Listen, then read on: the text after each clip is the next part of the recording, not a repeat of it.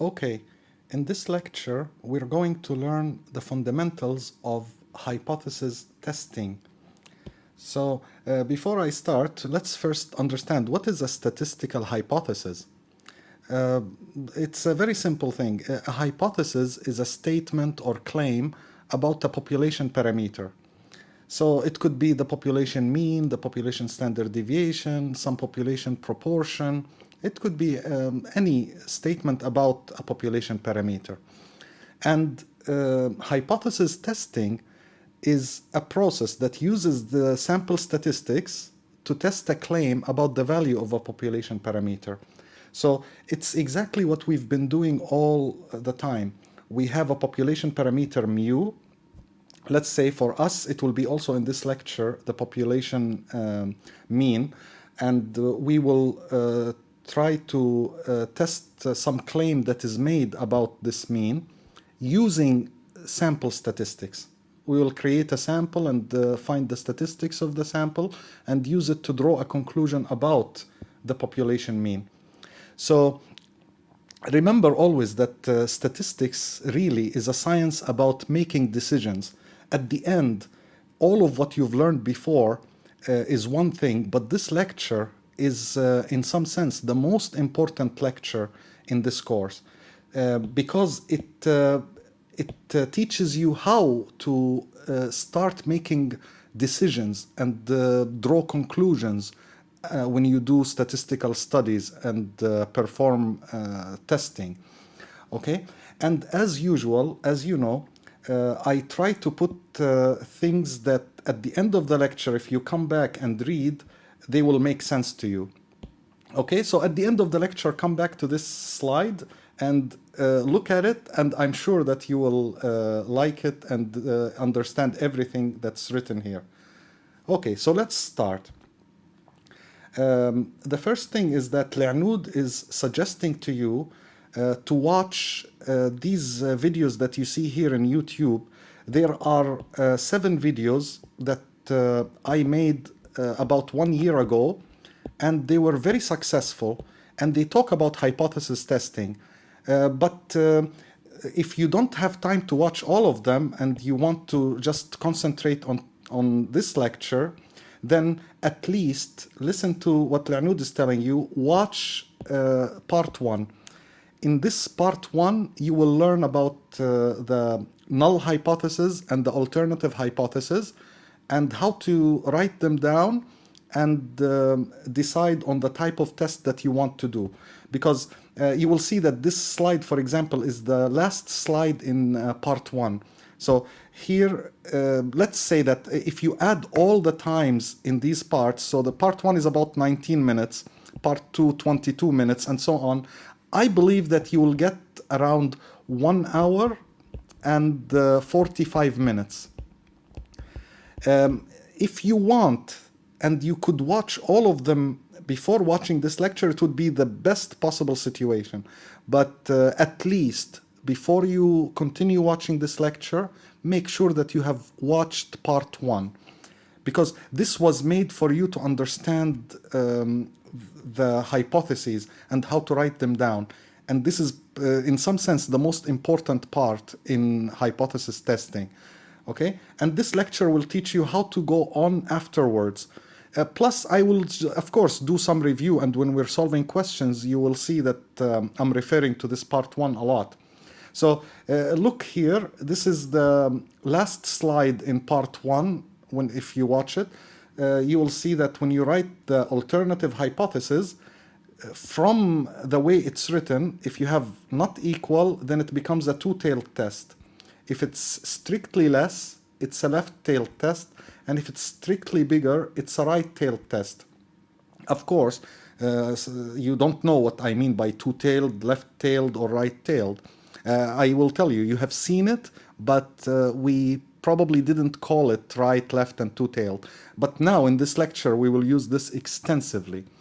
The null hypothesis, here, the null, okay, so you learn about the null and alternative hypotheses. So the null hypothesis, the word null actually comes from 0, okay, or initial something. So this is why we call the null hypothesis, we denote it by H sub 0. So we'll write it like this, H sub 0. The alternative hypothesis, the first letter of alternative is A. So people usually call it H sub A for alternative. Others believe that it's better to call it H sub 1 because we're calling the null hypothesis H sub 0. So why not call the alternative hypothesis H sub 1 so you have 0 and 1? And probably I will be using H sub 1 throughout this lecture. So, but it's good to know that some people call it H sub A, and in some books you'll find it written as H sub A, and sometimes H sub small a, like this. In any case, at least I will tell you now, the null hypothesis is always H0, always. Okay? It's only the alternative that sometimes you see it written this way or that way. Okay, so please go to, you will find the link to the video here in the description, and so you can go there and you will find all the parts. Watch part 1 again, and once you're done, come back and continue watching. So yes, here this slide summarizes what I just said when I was speaking at the beginning, so we can safely skip it, but please read it. Now, Le'anud wants you to keep in mind 3 things, okay? Of course, we assume that you watched this part 1 that I showed you here, okay? This, you have watched it already, so you can pay attention now and understand what I will say. The first thing that you need to keep in mind is that the burden of proof is on the claimant. The claimant is the person who's claiming something. So whenever you have a claim that, let's say, is opposing the mainstream view or the default position or the current belief, this is what we call the null hypothesis. If you have some claim that opposes it, then you need to prove your claim. No one will ever pay the slightest attention to you if you don't prove or show evidence to what you're claiming. Okay? And don't claim something and expect someone else to prove it for you. Even if you are 100% sure that it's correct, but without testing it, so no one would ever listen to you. So you must take the pain of testing whatever claim or hypothesis that you have. Remember, the null hypothesis is the default position or the current belief in something. You will see a lot of examples. I'm going to show you an example just in the next page. The alternative hypothesis is the researcher's claim. When a researcher does an experiment and then gets, let's say he takes a sample and gets some sample statistics and uses them to infer something about the population, that is fine, but he needs to run the hypothesis testing in order to prove his claim. Usually the alternative hypothesis is the researcher's claim. Or you can think of it as the opposite view to the null hypothesis or to the mainstream view. Okay? So from now on, let's agree on something. Whenever we say null hypothesis, you will be thinking that this is the default position of the scientists on that issue. Okay? And the alternative hypothesis is someone who's coming with an alternative view on that thing and trying to make people change their view on it. So in order to make them change their view, he needs what? He needs to prove it using hypothesis testing that you will learn in this lecture. This lecture, by far, is the most important lecture in statistics in this course. So even if you go to a more advanced course after this, probably the first thing that your teacher will remind you of is this lecture, because it kind of sums up everything that you have learned so far. So let us see a simple example and try to understand it better. This null and alternative hypotheses, and what does it mean the burden of proof is on the claimant, and how do we really prove things. So I will try to show you 2 simple examples so that you understand things better. So the first example I want to show you is we pose a question. Is it a fair coin? So when do we say that a coin is fair? You say that a coin is a fair coin if it has 50% chance of heads and 50% chance of tails. So for example, if you flip that coin 100 times, you are expecting to get around 50 heads and 50 tails. It's okay if it goes a little bit off of that, like 48 and 52, that's fine, okay? But you say it's fair if the probability that it lands on heads is the same as the probability that it lands on tails, and both of them are 0.5 or 50%. Now, Aisha is a student who flipped a coin 8 times. She has, let's say, 1 dirham, and she flipped it 8 times. Then look at what she got. She got 7 heads and 1 tails. By the way, when you say heads and tails, even when you say 1 or even 0, you still say heads, tails. Don't say 1 tail. You say 1 tails. So she got 7 heads and 1 tails. Now, because she got this, she claims that the coin is unfair. Do you agree with her? This is what we are going to answer now. Is it really an unfair coin? So you might ask yourself, well, first, what is the probability that if I flip a coin 8 times, I would get 7 heads and 1 tails? Of course, this is the same as the probability of exactly 7 heads. So let me show you on the calculator. This will remind you of the binomial distribution. Okay, I have it here, and you put from 7 to 7. This means you want the probability of exactly 7 heads equal. Look at the answer. It's about 3%. So 0.03125. So 3%. This means that it's in every 100 experiments, she expects to get it 3 times. Okay, so 3%. So let's write this 0.03 approximately, yeah? Okay. Because of this, she thought that it was unfair. Because she's thinking that this is a very low probability to get, so I got it. So this means that there is something wrong with the coin itself. And now our job, of course, it's not our job, it's her job. So to prove that she's right, or maybe she will figure out that she's wrong, that the coin is okay. Maybe it's fair, really. So now remember, the null hypothesis, or the default position, that's the position that we take. So Aisha comes to you and tells you, this coin is unfair because I got 7 heads and 1 tails when I flipped it 8 times. So you'll tell her, okay, wait. My default position, my null hypothesis, is that there is nothing special and the coin is fair.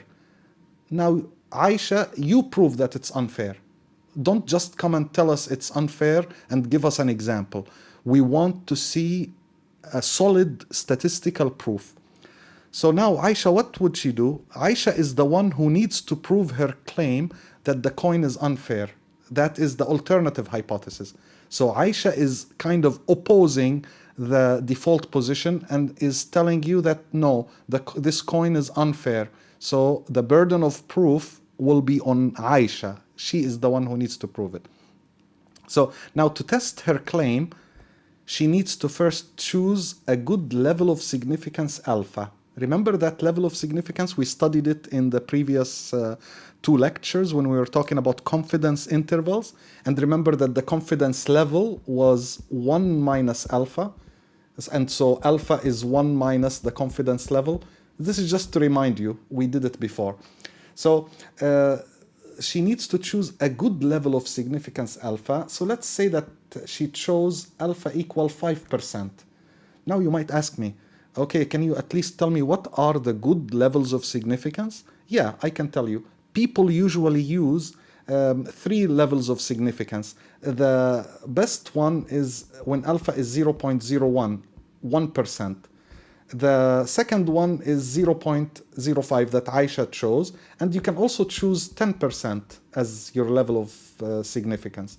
Okay, but which one is the strongest? This one, the 0.01. This is strong, but not as strong as 0.01, and 0.10 or 10% is kind of a weak significance level. So she chose a good significance level in this case. Okay, so this is the first thing that anyone needs to do. Choose a level of significance that would make people agree with you. So we agreed with her that she will take 5%. Okay, now all what she has to do now is to compute something called the probability value, or for short we call it the p-value, of getting 7 heads and 1 tails. So what is the probability of getting 7 heads and 1 tails? We know it's around 3%. That is the probability of the event itself. But when we say p-value, please pay attention. The thing that is written here inside the green box is kind of the most important thing in this lecture. Try to understand it with me now. So the p-value, or the probability, which is called also, it's short for probability value of an event, is the probability, assuming the coin is fair, that is, assuming that the null hypothesis is true, of getting an outcome that is as extreme or more extreme than her outcome of 7 heads and 1 tails. You'll tell me, please speak slowly. And I didn't catch what this means. What I'm trying to tell you is this. You will, or she will tell herself, let me assume that it's a fair coin. Let us just say, I know that she's claiming it's unfair, but she has to step down and say, okay, given that this coin is fair, what are the chances that I would get 7 heads and 1 tails, or something more extreme than it? Something as extreme or something that is more extreme. So now L'Anud is asking you to think with Aisha. What else is as extreme or more extreme than getting 7 heads and 1 tails? Think about it. So when she got 7 heads and 1 tails, she thought that the coin is unfair. You see? So this is why she's asking herself now, what else is as extreme as 7 heads and 1 tails? Can you think of it? I'll give you just 5 seconds. You can pause the video and then check it after. Okay, so 7 heads and 1 tails. Do you agree with me that also if you get 1 heads and 7 tails, then this is as extreme as this? Yeah, I think everybody would agree. Now, is there anything that is more extreme than 7 heads and 1 tails? More extreme, I mean that it's more unlikely to happen or has a smaller probability. Yes, getting 8 heads and no tails, 0 tails. This is more extreme than 7 heads and 1 tails. And also getting 0 heads and 8 tails. This is more extreme also. So the ones that are more extreme, we'll put them in red, and the ones that are as extreme, let's put them in green. So the p-value, what L'Anud and I are trying to teach you would be the probability of this plus the probability of this plus the probability of this plus the probability of this. So you add all the probabilities of all the events that are as extreme or more extreme than your event. So if you add them all up, what do you get? Well, you can use the calculator, of course, and I will show you on the next page. L'Anud already computed it for you. So she told you that this event is as extreme as this, and these 2 events are more extreme than Aisha's event. So if you add up, so the p-value will be you add up the probabilities of these 4 events. And look at what you get. You'll get this number here, which is 7% approximately. And remember, we set the significance level to 5%. Now, what did we get as the p-value? We got 7%, which is bigger than our significance level, alpha. Thus, you will see with me when I solve more questions later that this will mean that Aisha fails to reject the null hypothesis. she failed actually to show that the coin is unfair. So what she can conclude from this, that's the conclusion, is that there is not enough evidence to support her claim that the coin is unfair.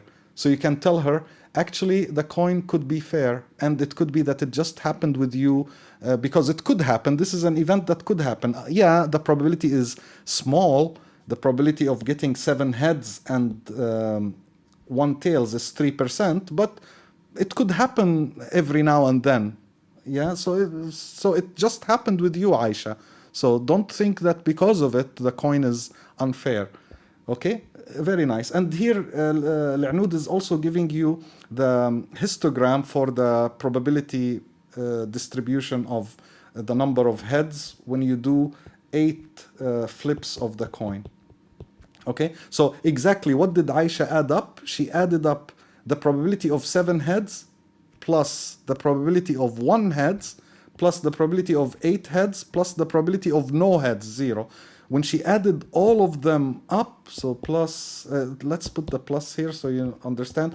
We're adding only the ones that I'm going to highlight now. This plus this plus this plus this. When you add them all up, you get 7%. And 7% is more than your significance level.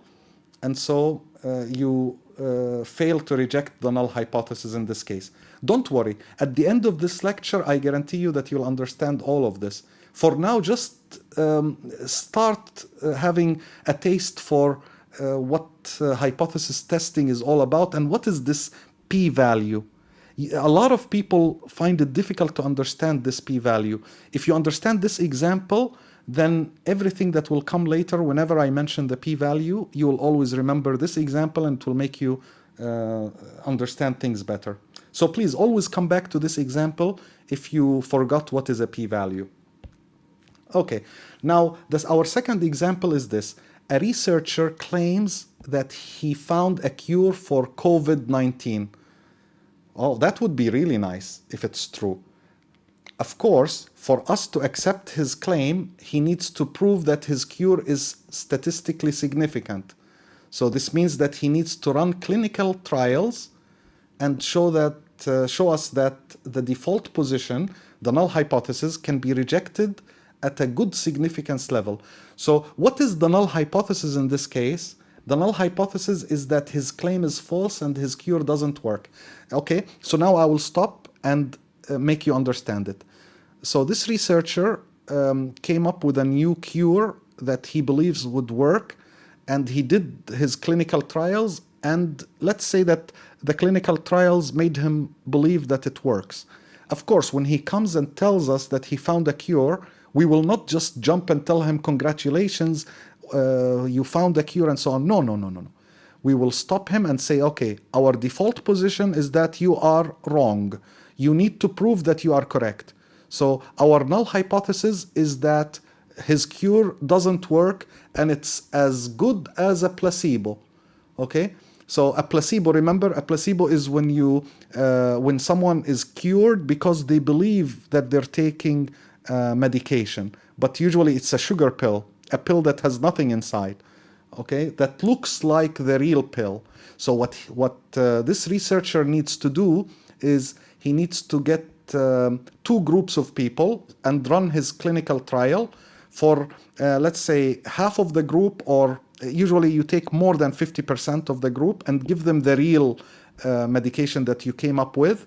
And then for the other people, called the control group, you give the placebo. And then you check what is the percentage of people that were cured using the real thing versus the ones that were cured using placebo. Believe it or not, in many clinical trials, people find that placebo sometimes work because it's like in your head, you believe that you're getting the real medicine and it's helping you, and so your brain works and cures you somehow. Still, people don't understand this placebo effect very much, but we know that it works. It happens a lot of times. So L'Anud also is trying to show you something here. She's telling you that you see this from 0 to 1. this is the probability value, the p-value. Okay, so the p-value, let me write value better. So this is the p-value, and then I'm sorry, this here is alpha. The significance level is the one on the horizontal axis. And then when you compute the p-value, notice the 5% that I told you about and the 1%, those are the most important ones. The 5%, if something is between 1 and 5%, you say this is strong evidence, it's significant. If something is less than 1%, it's overwhelmingly significant, highly significant. Something between 10% and 5%, so from 5 to 10, it's okay, but it's weak evidence. It's weakly significant, you can say, or not very significant.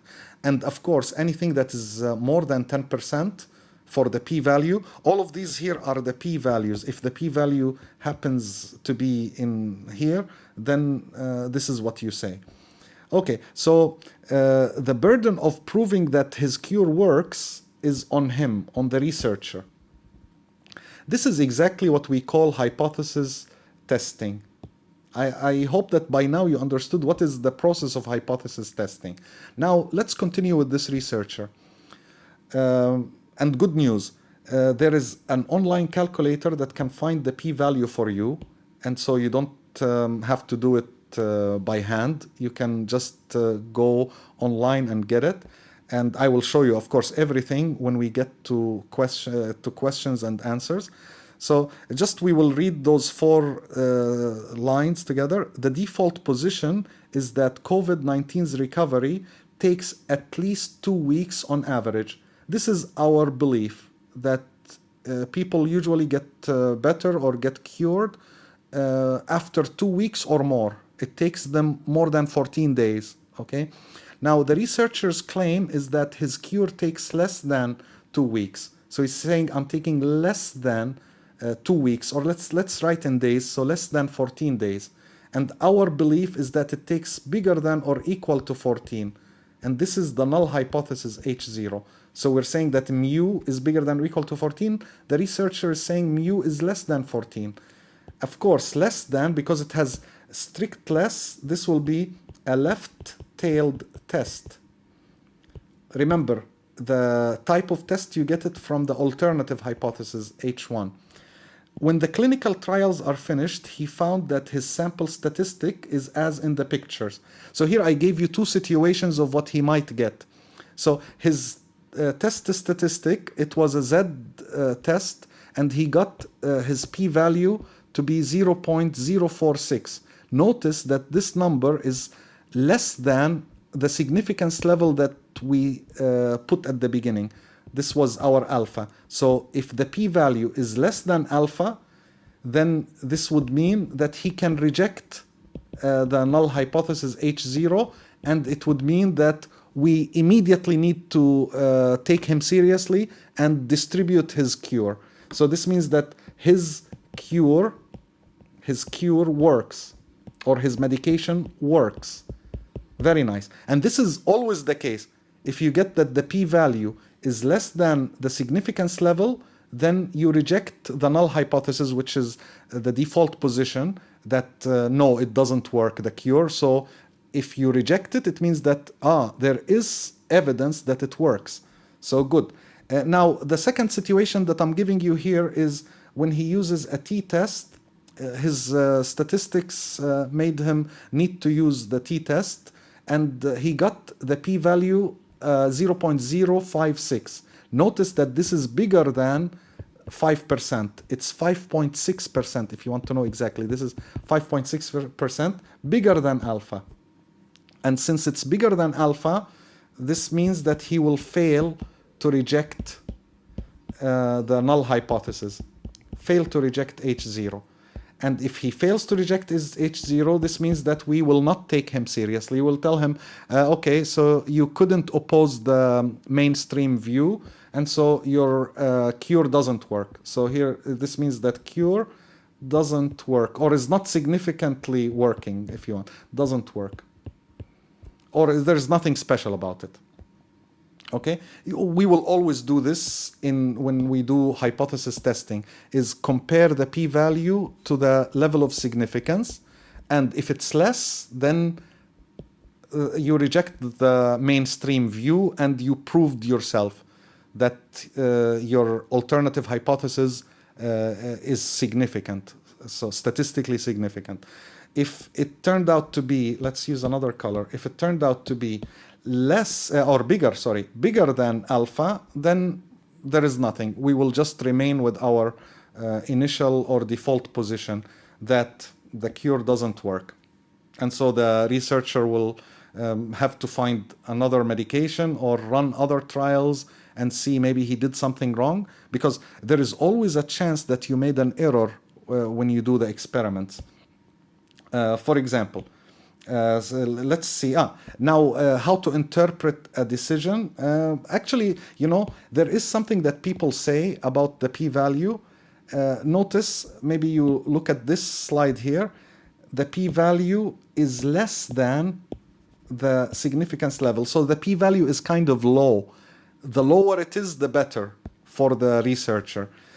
So as you go from 1, you see, to 0, the p-value, as it goes this way, this is better. So if your p-value is less than 1%, you are very happy, because this means that whatever you are claiming as an alternative hypothesis has some ground. Okay, so the people say this. It's a common saying: if the p-value is low, then the null hypothesis must go. It means we can forget about it. We can reject it when we say must go. Now, interpreting a decision, I think that what is better to do is to leave this until the end, because you will understand it when I solve more examples. So there are 4 cases. Your claim could be H0, or it could be HA, or as you know, we call it H1, the alternative. And then at the end, the decision could be either to reject H0 or you fail to reject it. And what it's telling you here is how do you interpret your result. So let's say your claim is H0 and you rejected it. Then how do you say this? What do you interpret it as? You say there is enough evidence to reject the claim. But if your claim is HA or H1, just like the researcher, and you ended up rejecting H0, that is good news for you, because you can say there is enough evidence to support my claim, or that H1 is correct, and so on. You can read the other 2, and in each situation you will use exactly one of these 4, depending on whether your claim is H0 or H1, and depending whether the decision was to reject H0 or fail to reject H0. Notice that our decision always is about the null hypothesis, because this is the default position of the people, and so you either reject it or you do not reject it. So it is the one that is always there, and you need to either reject or not reject. Okay, of course, here Le'anoud is reminding you that the null hypothesis is denoted by H0, and it has an equal sign in the way you write it. So you can say, for example, mu less than or equal to 5. Or if you want, just like the previous one, less than or equal 14 days. Or you can say mu is exactly 14 days. Or you can say mu is bigger than or equal to 14 days. Notice in the null hypothesis, there is always an equality there, an equal sign there. The alternative hypothesis is the one that has strict inequality or not equal, so there is no equal sign in it. And of course it must be true if you prove that H0 is false, because they are complementary statements, H1 and H0. Okay, there are things that I don't read or I don't say, but because I already said them before, so I'm not going to read them again. I would like you to do this job. Okay, so when you print these notes, please read everything. Even if I don't say it in the video, you need to know that you are responsible for everything that is written in these notes. Okay, and yeah, here this you can it will make sense to you if you watched part 1 that I told you to watch at the beginning of this lecture, that what is right-tailed test, left-tailed, and two-tailed. I will just remind you quickly, you always look at the alternative hypothesis. If you have a strict bigger, you say it's a right-tailed test. Strictly less, left-tailed test, and not equal, two-tailed test. Okay, this is very important to remember, is that the alternative hypothesis is the one that tells you about the type of test to be used. Okay, yeah. Now, Le'noud, in this lecture, I think she has about 15 multiple choice questions, and I like these ones because you know that the answer is one of the 4, and so you are at least, like when you solve, you know that if you didn't get any of them, then you must have done something wrong. Now, I also numbered them 1, 2, 3, and then you'll see if you want to see the next 4, 5, and so on. So I'm not going to solve them. I will solve maybe a few of them. I want you to solve them and send me the answers. And the way to send the answers, you can tell me Le'noud's multiple choice question 1, and then you say the answer is B, for example. Then multiple choice question 2, the answer is C, and so on. Send me these when you're done. Even the ones that I solve in the lecture, put them there. I would like to see everything from MQ, multiple choice, no, MCQ1, and then you'll put ABC, then MCQ2, and you'll go all the way to MCQ 15. I think they are 15. There are 15 there. And if you don't know something, just put a question mark that I didn't know how to solve it. Otherwise, you put D or A, whatever the answer is. Okay? Please send this to me as soon as you can, whenever you finish solving. Good. What I will do is, let's say, let's solve one, at least so you see what kind of questions are they. Given null hypothesis is mu less than or equal to 25, alternative hypothesis mu bigger than 25, so strictly bigger, determine whether the hypothesis test is left-tailed, right-tailed, or two-tailed, or none. Okay, what do you think? You see that you always look at the alternative hypothesis. It has a strictly bigger, so it's a right-tailed test. Okay, I will show you very quickly, and this maybe will make you want to watch the part 1 if you haven't watched it yet. This is the slide at the end of part 1. I'm just going to take everything out so you can see. Here it's telling you when you have in the alternative hypothesis, if you want, this is H sub 1 or H sub A, you can call it any of them. Let's say like this, H1, which is equal to HA. Yeah, when it's strictly bigger, it's a right-tailed test. Okay, and so let's go back to our slide, the one that we were just there, and I think, yeah, here. So it's a right-tailed test because the alternative hypothesis has a strictly bigger. Now, I don't want to solve a lot, so I will just do 3. And when we get to the next ones, I will just choose one from the whole page. So now, a student believes that the average grade on the midterm exam in Math 281, you can replace this by Math 213 if you're a business student, MTH. Yeah, so she believes that the average grade is at least 75. So she believes that mu at least 75. So 75 or more. So bigger than or equal to 75. That's what the student believes. Notice it has an equal sign in it. So this is our null hypothesis. And so what is the alternative hypothesis? It's the opposite or the complementary to this, which is less than 75. And notice that it is, let's see, yeah, it is C. Let's make it smaller, yeah. So this is the right answer. You can see here.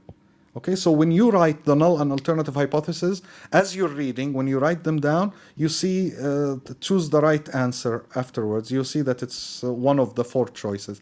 See how nice it is? So now when you send me, you'll say multiple choice question 1 is C, multiple choice question 2, this I will leave it for you. And then multiple choice question 3, we know already it's also C. Okay, good. So, and you continue, please. Okay, now possible outcomes and types of error, types of errors. Now, sometimes it could happen that the default position or the null hypothesis is true, but you reject it. So what does this mean? You are rejecting something that is true. When you reject something that is true, this is called a type 1 error. And the probability that you will do a type 1 error is actually exactly the level of significance. If you want to know exactly what is alpha, where is it coming from, it's exactly this level of significance is the probability of making a type 1 error. And what is a type 1 error? Again, is when you have a true null hypothesis and you reject it. It could happen. So this is why you want to set this alpha to be as small as possible so that your chances of making errors would be smaller and smaller. Okay? There is also something called type 2 error. This is when the null hypothesis is false, but you do not reject it. So this means that you're keeping something that is false. That's an error, of course. And there is something, a notation for this, it's called beta. Beta is the probability of type 2 error. We call it beta, just like we called alpha for probability of type 1 error. Otherwise, so these two, let me just choose a different color. So these two, the two errors are there, but of course, if you have H0 is true and you do not reject it, so it means that you're keeping something that is true, which is a correct decision. Or what about if, so let's choose this here. If H0 is false and you reject it, so rejecting something that is not correct is the correct decision. Or rejecting something that is false is the correct decision. So here you have two correct decisions and two errors. Make sure that you know the difference between type 1 and type 2 errors. Type 1 error is when the null hypothesis is true and you reject it. Type 2 error is when the null hypothesis is false and you do not reject it. Good. And here you can read more about the level of significance. We talked about it and the commonly used ones, as I told you before, and beta, what it is, and so on. Okay, so should I solve one of them? Okay, so I will solve 4 and I want you to do 5. Please do this and send me the answer to it. Okay, so let's do 4. In hypothesis testing analysis, a type 2 error occurs only if, so what is a type 2 error? That's the one that we said its probability is beta. This is when H0 is false and you do not reject it. When you do not reject, so sorry for this, I will just take everything off. It's when the null hypothesis is false and you do not reject it. So you're keeping something that is false. This is not good. So it's called the type 2 error. So it's the null hypothesis is rejected when it's true. Rejecting a true null hypothesis, no. This is, remember, this is type 1 error. And what is B? The null hypothesis is rejected when it's false. Well, this is a correct decision if you think about it. The null hypothesis is not rejected when it's false. Ah, yes, this is the right answer here. So C again. Multiple choice question 4 is C. Okay, so it is false and you do not reject it. The null hypothesis is false and you do not reject it. Look here, false and you do not reject it, so this is the type 2 error. The question could be, what is a type 1 error? You know, it's exactly A. A is type 1 error. Good. So you do 5 by yourself. Now, yeah. So we will use the same thing that we used with confidence intervals. If sigma is known, then your distribution could be normal or non-normal. So if normal, any value of n, you will use the z-test, and if non-normal, you must have large sample, and you'll also use the z-test, and your z-statistic will be given by this formula. We will practice with 4 examples on this, so you will understand it perfectly when we get to the example part of this lecture. Okay, and when do you use the t-test? The t-test is when sigma is unknown and the distribution is normal. Just like what we did when we were doing the confidence intervals. And if you have a non-normal distribution for the population with large n and sigma is unknown, then you use a z-test. But of course, because sigma is unknown, you will be using S, the sample standard deviation, instead of sigma, because sigma is unknown. When sigma is known, of course, you put sigma. And for the t-statistic, always you will use S, because t comes only when sigma is unknown. So you replace sigma with S. And you need also that the distribution is normal. Don't forget this. The t-test comes only for normal distribution, okay, when sigma is unknown. Now, should we do, yeah, okay, I'll do 6. Find the standardized test statistic t. So already they're telling us that it's t, so we know the situation. We have a normal distribution, sigma unknown, so we expect that they will give us S in this thing, and they're asking us to give them the test statistic t. Of course, degrees of freedom, if you remember from the previous lecture, it's the sample size minus 1. Okay, so let's see. N is 12, sample mean is 31.2, sample standard deviation 2.2, and level of significance 1%. This is a good level of significance. And the null hypothesis is mu equal 30. Immediately from the null hypothesis, this 30 is what we call mu sub 0, or the initial mean, or the belief. Okay, so this is mu 0. So the t statistic in this case is equal to, and look at the formula, t stat is x bar minus mu 0 over s divided by radical n. So you'll say x bar minus mu 0 over s divided by radical n. Now, what is x bar? It's given 31.2 minus mu 0 is 30 divided by s is 2.2 divided by radical n. N is 12. Please make sure that you put these in parentheses, that you don't make mistake and put the radical 12 in the wrong place. Before I had a student who was always getting it wrong, because the radical 12, they were putting it in the denominator.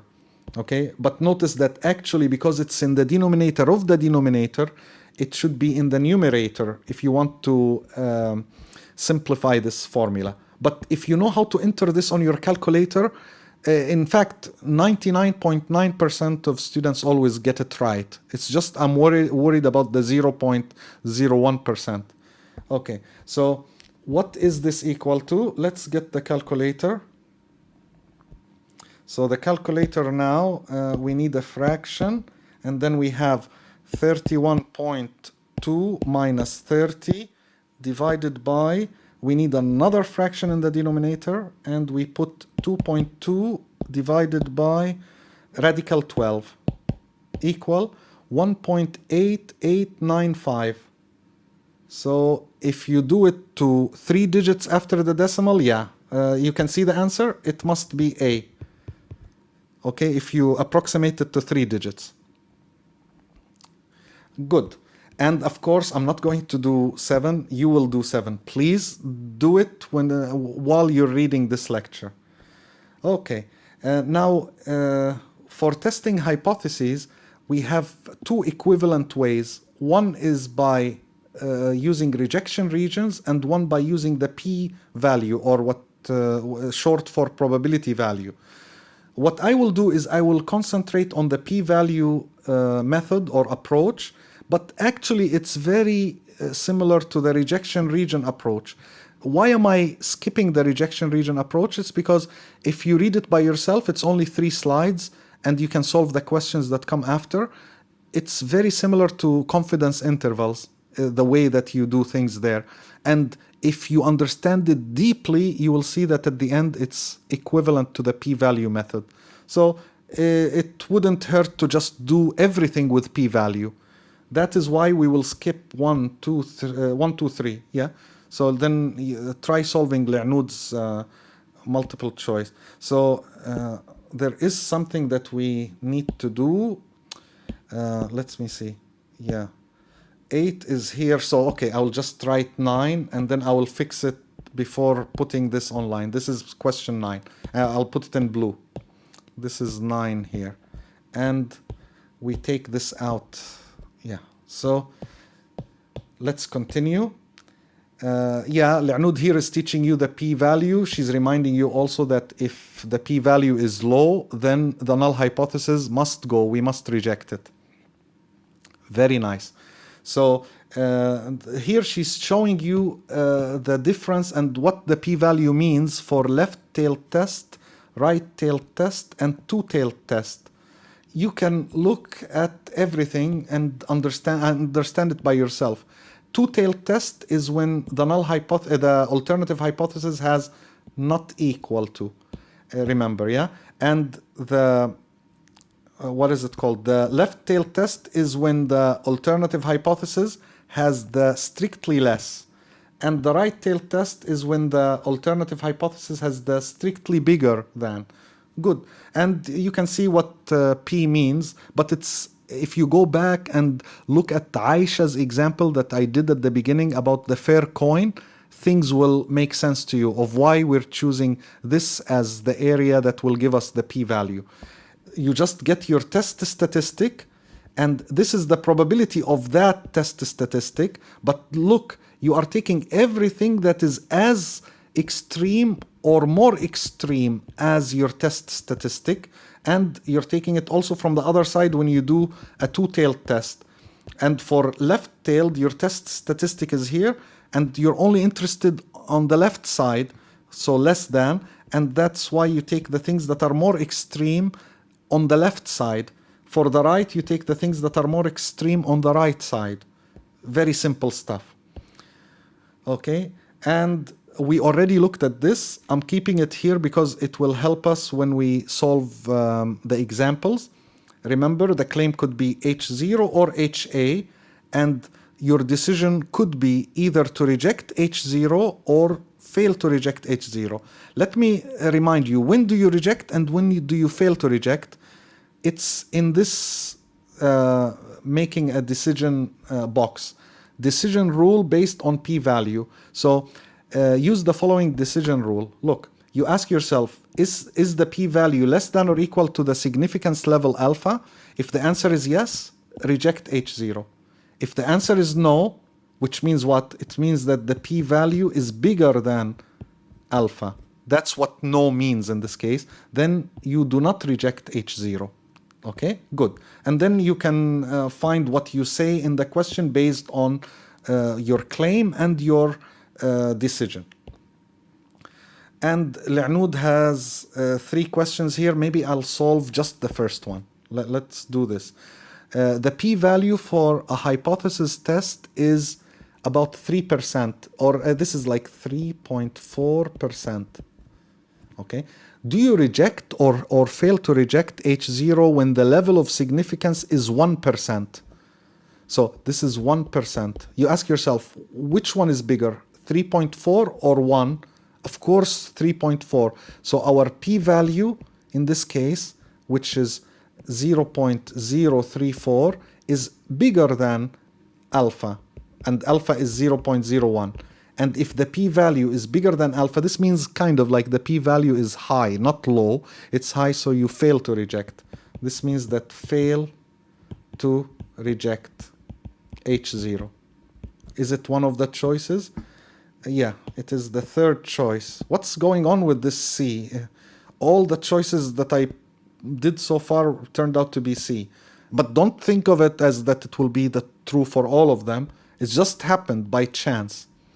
Okay, so fail to reject, and you can see it clearly here. If p-value is bigger than alpha, do not reject H0, or some people say fail to reject.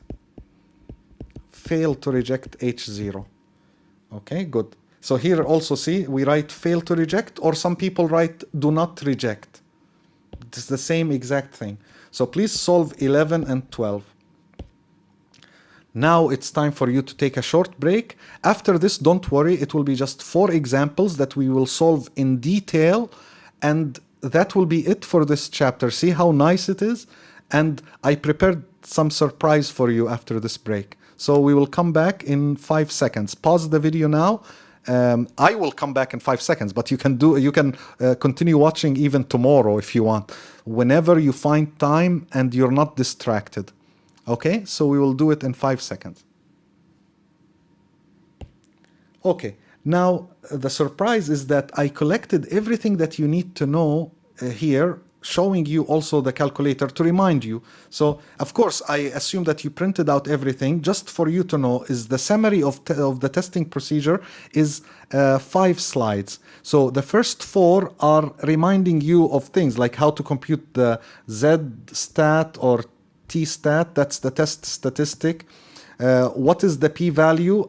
Actually, here it's giving you the formula, but you can safely forget about this because you can use the online calculator that I will show you how to use. Okay, same thing here.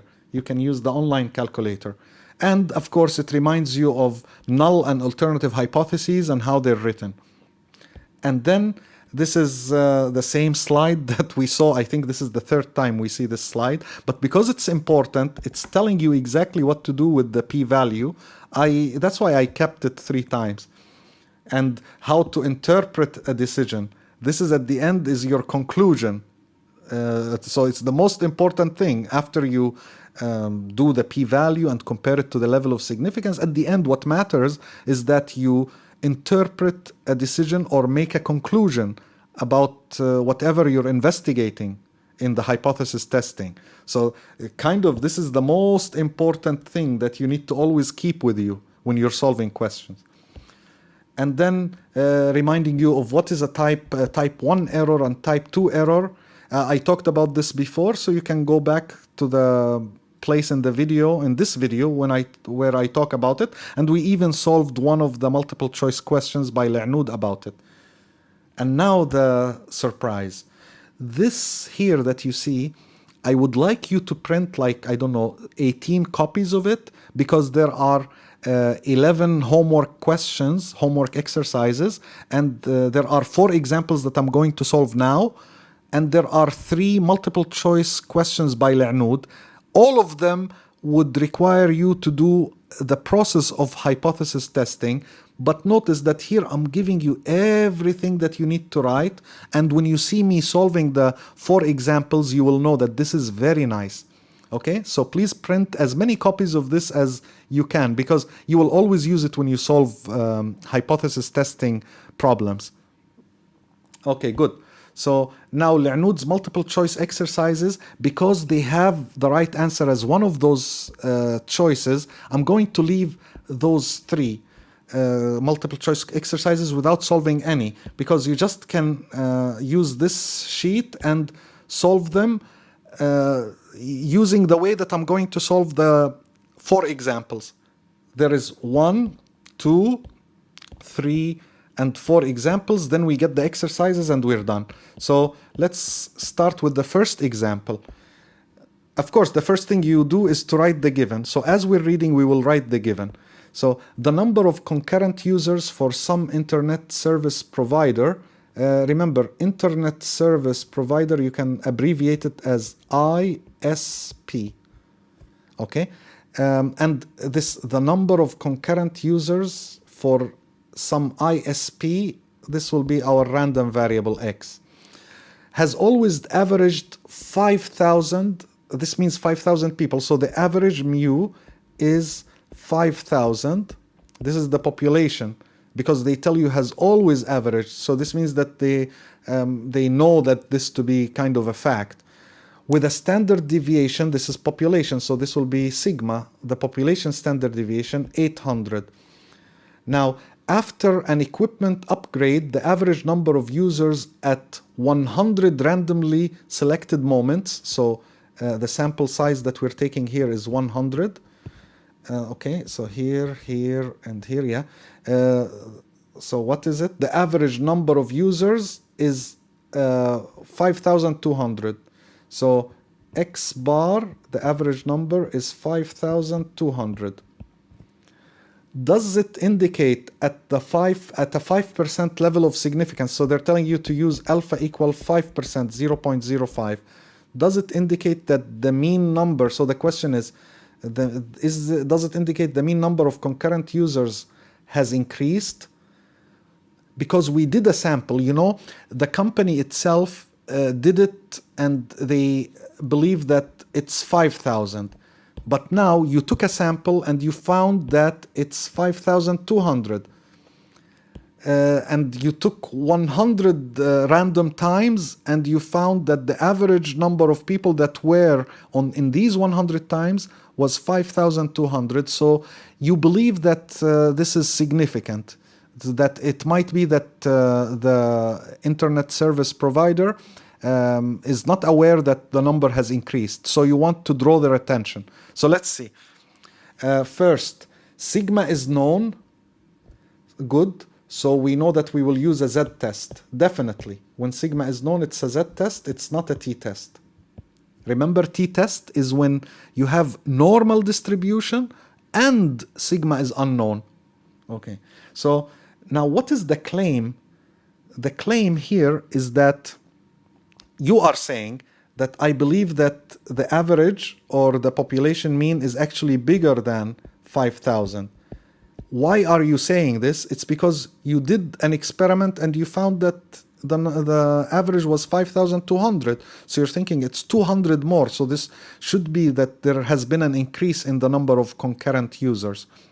Okay, so this here is the claim. Notice that the claim has strictly bigger, and so the claim is the alternative hypothesis. Our claim is H1 in this case.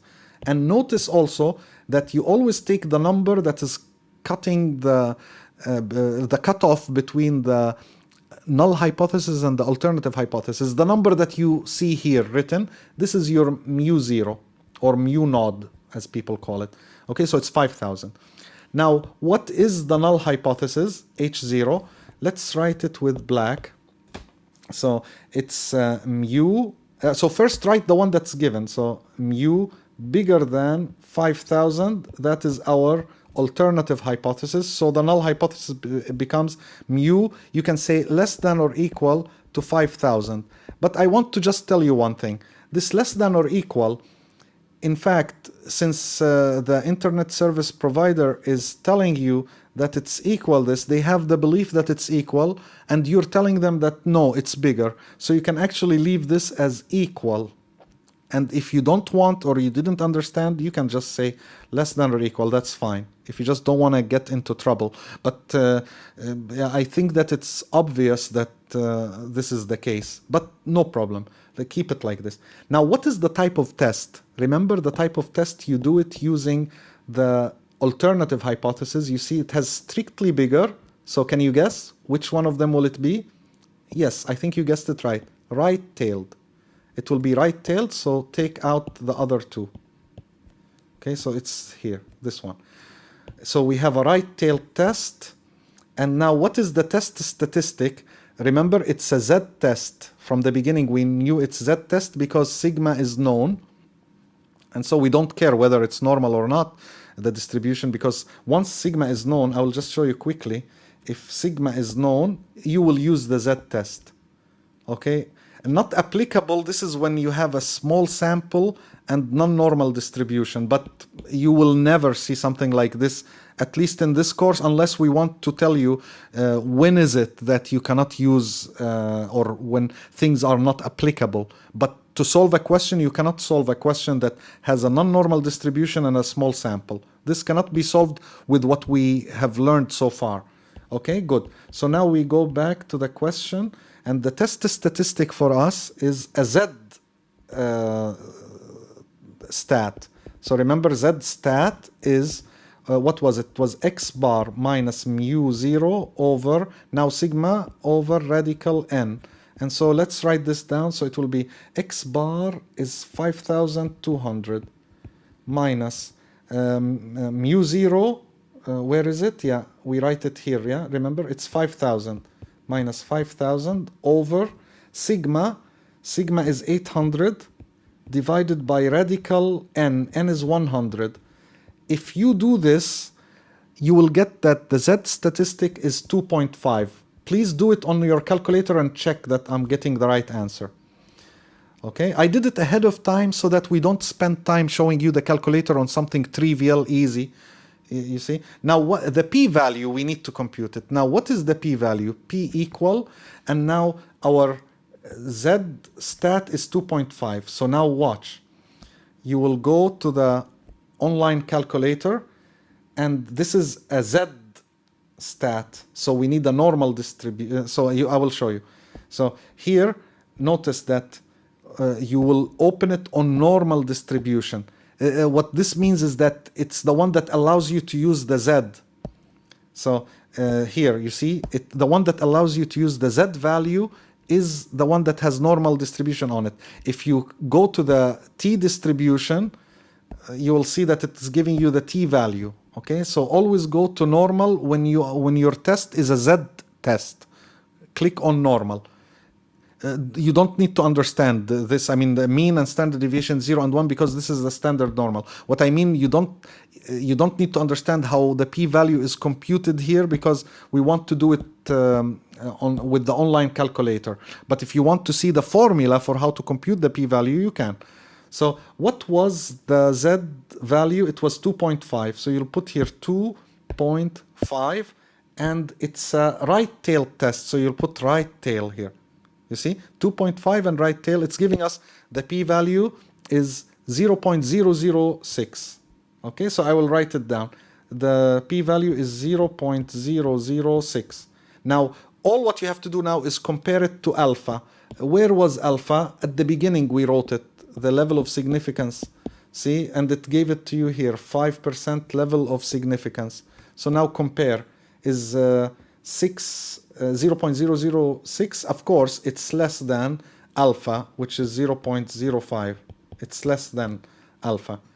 And if it's less, remember, if the p-value is low, H0 must go. So we will reject H0. So this is the one that we will do. And finally, all what you have to do is remember, our claim was H1.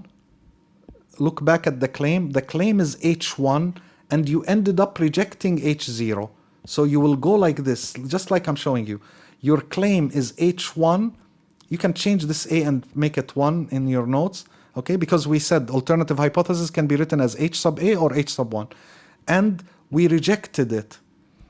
So the claim is H1, and we rejected H0. So this is what you will say now. You'll say, there is enough evidence to support our claim, which is H1. So here I will write, there is enough evidence. So there is enough evidence to support our claim, which is the alternative hypothesis, to support the claim that the number, what was the claim? Was that the average number of concurrent users has increased. Okay, very nice. So this is the conclusion that you made. See, now you are making conclusions. You are really doing statistics now. Okay, because remember, statistics is all about making decisions. And now, based on this, you can make a decision if you are working in this internet service provider.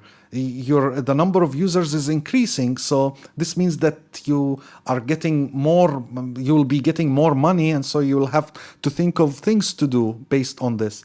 So very nice. Okay, let's go now. Of course, the answer is given here in full, but I prefer that you always keep this page with you and solve it using this. This is really the best way because it takes into account everything and it will always remind you of everything that is involved.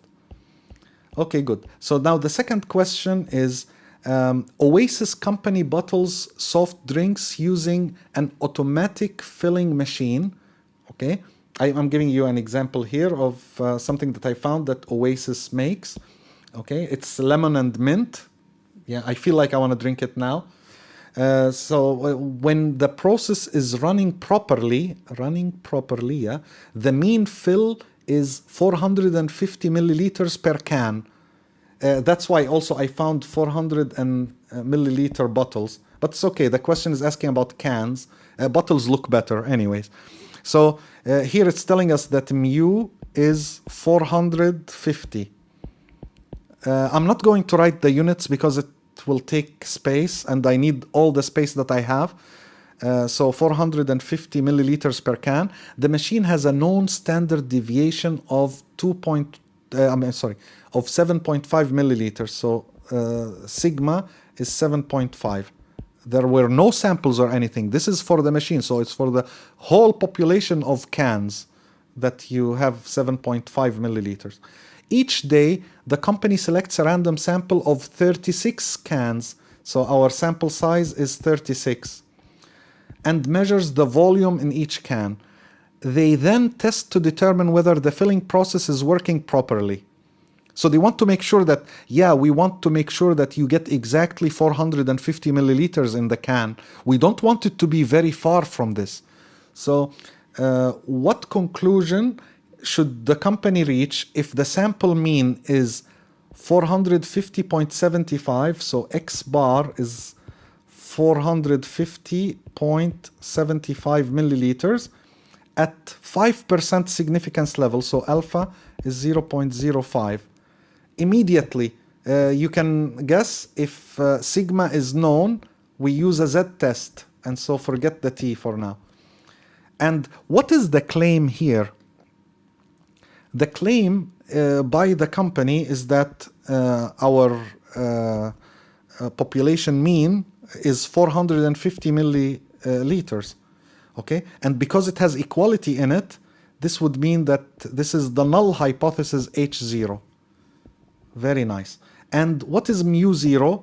Notice it's whatever number that you have here, whether less, bigger, or anything. Whatever number you have here is your mu0. So it's 450. Good. Now write the hypotheses. The null hypothesis is mu equal 450, and so the alternative will be mu is not 450. And once you say not equal, you know it will be a two-tailed test. So take these two away. Okay? And very nice. You see how nice it is as things work one by one, step by step. Now, the test statistic, we know it's a Z test, so we'll have Z sub stat. In some books, they don't even write stat. They just put Z. Okay? This is equal to, remember, it's X bar minus mu0 over sigma divided by radical n. And so it will be X bar is given 450 from the sample, 0.75, minus mu0, it's 450, look at it here, it's 450, divided by sigma, 7.5, divided by radical n is 36, so good. If you compute this, I will just give you the answer. The answer is, let me see, 0.6. Please check everything that I calculate here to make sure that I'm giving you the right answers. I think it's correct because I did it like 2 or 3 times before making the video. Okay? And the p-value now. P equals, now we will go back to the online calculator and just put what we have. So our Z value, what was the Z that we just computed? It was 0.6.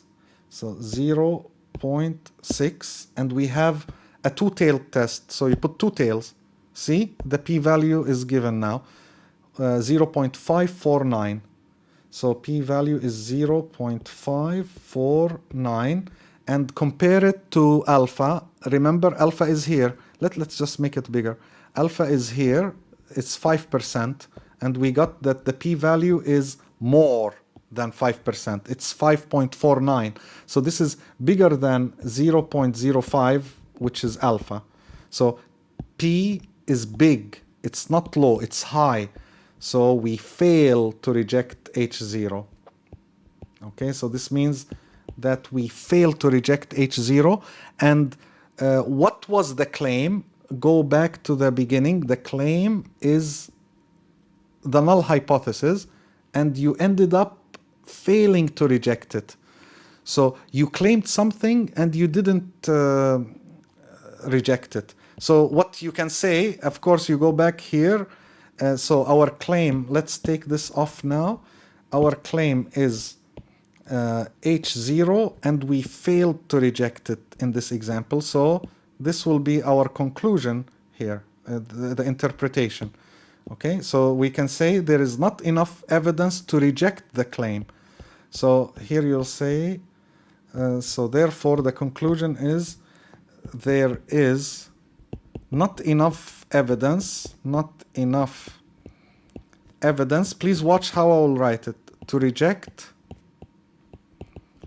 the claim. But what is the claim? The claim that, what was the claim? The claim, so okay, I know what to say. In this case, the claim was that the mean amount is 450 milliliters, and we could not reject it. And so you can say, therefore, it works properly, this machine. So it's good that we did this, because it's, you can say, so this means that the filling process is working properly,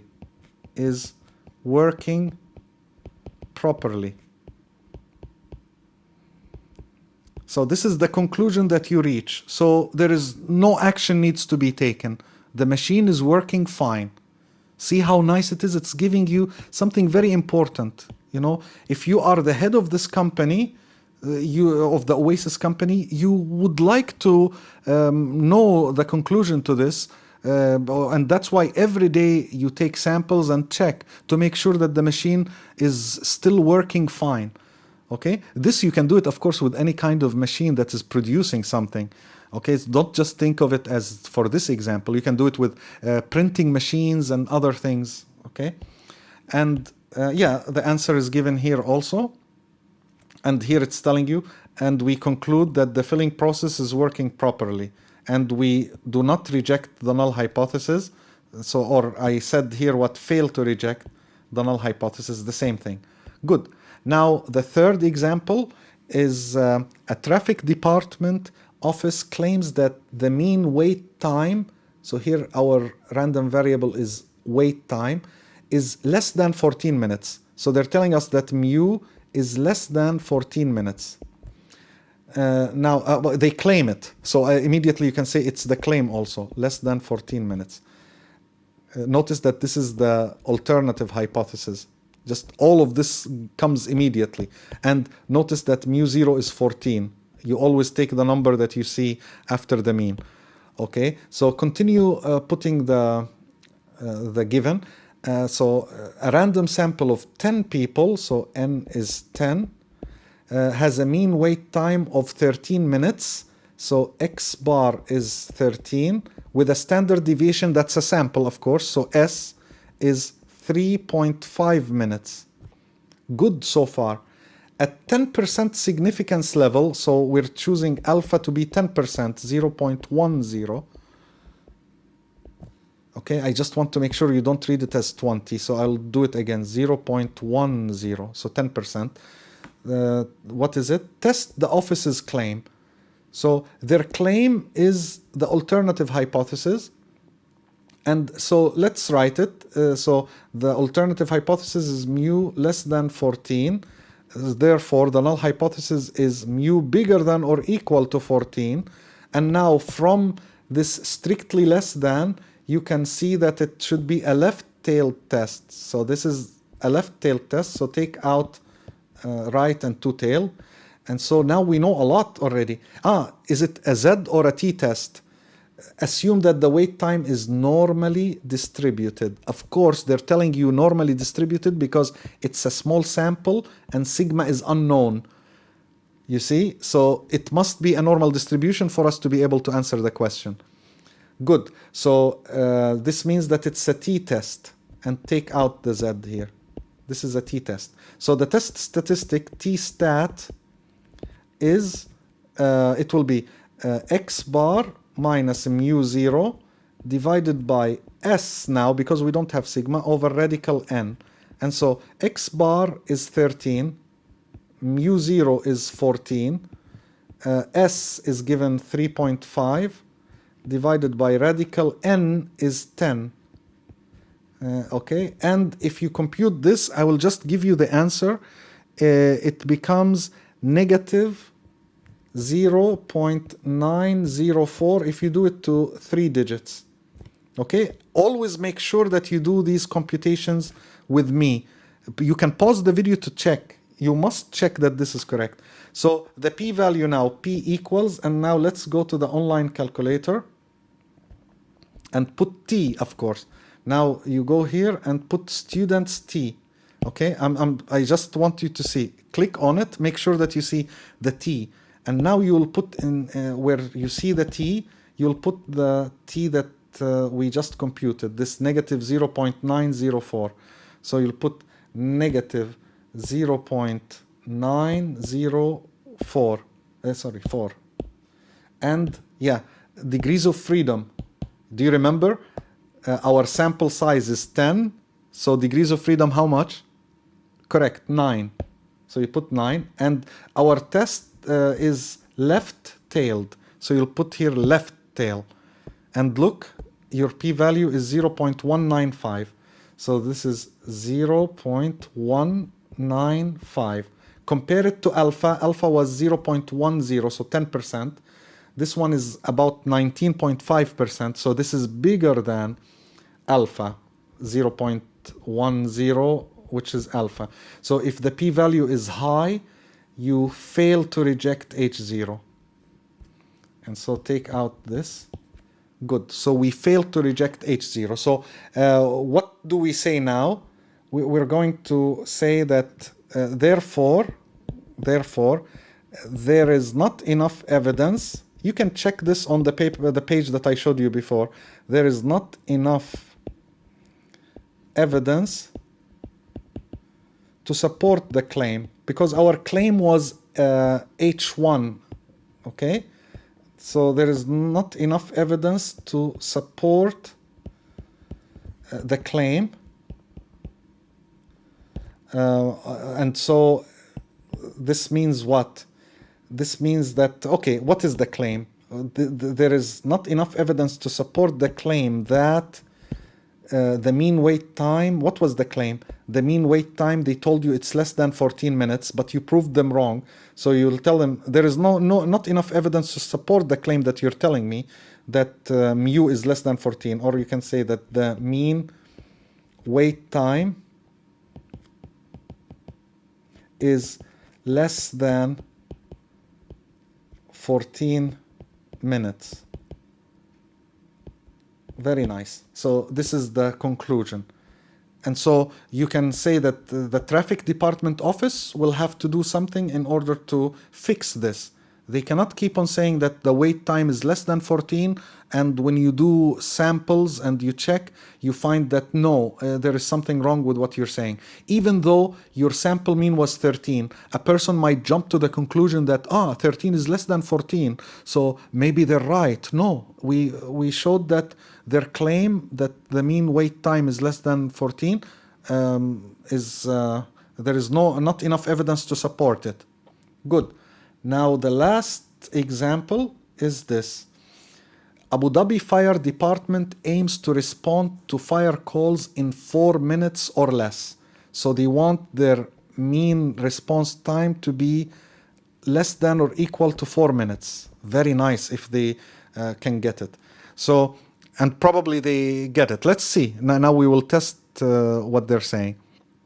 So the claim immediately now is, their claim is that their average response time is less than or equal to 4 minutes. And so mu0 is 4. And what else can we get? Yeah, we can get that h0 is this. Of course, this is h0 because it has an equal sign in it. And so the alternative hypothesis will be bigger than 4. And so because it's strictly bigger, it's a right tail test. And so we take these two out. See how nice it is when you're doing it? And now let's continue reading. A sample of 18 recent fire calls. So this sample size is 18. We took 18 from the last fire calls, from the most recent, you can say, fire calls, showed a mean response time of 4 minutes, 30 seconds. So the mean response was 4.5 minutes. Don't worry, even if you took a sample and it seems like 4.5 minutes, so you will tell them, you are telling me that you do it in less than or equal to 4 minutes, but my sample shows that it's 4.5 minutes. No, you wait until you do the whole thing and then you make the decision, okay? So maybe they're telling the truth. I mean, or of course, you cannot do anything before you do the statistics and do the computations. You cannot conclude anything just from looking at your sample mean, okay? This is very important. Same thing that we did in the previous one. Our sample mean was 3.5 and the claim was, our sample mean was 13 and the claim was it's less than 14. So someone might jump to the conclusion that, it's less than 14, so they're right, but they turned out to be wrong. So now, let's see, the sample mean is 4 minutes 30 seconds with a standard deviation of 1 minute. So standard deviation, now it's for the sample, of course. S is 1 minute.